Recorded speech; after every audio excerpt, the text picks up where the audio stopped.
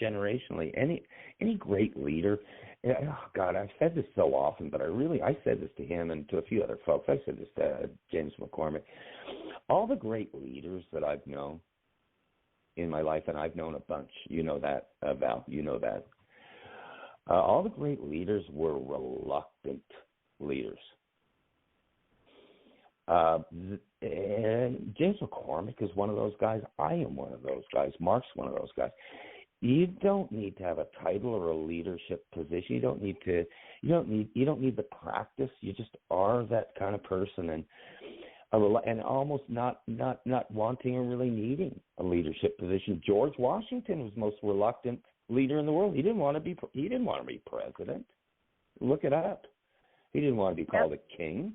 Look it up. They're reluctant leaders. Beware. You've heard me say this, Sal. Beware a leader who's desperate to be a leader.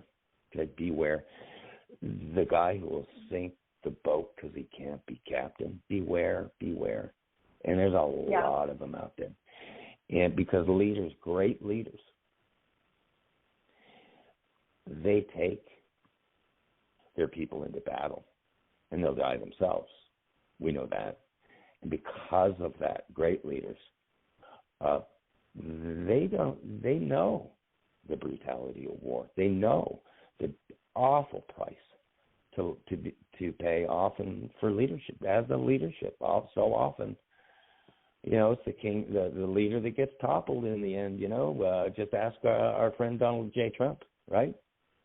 But so a little bit of a rant there, but on Marx, and I said, no, I'm not a court paid spokesman. I'm just passionate about other guys out there, the West Virginia guys that I mentioned earlier and stuff. But again, beware anyone who needs to be like a president or a vice president or a treasurer that's desperate for a title, desperate, because you know what? They'll be the first to bail on you if times get tough.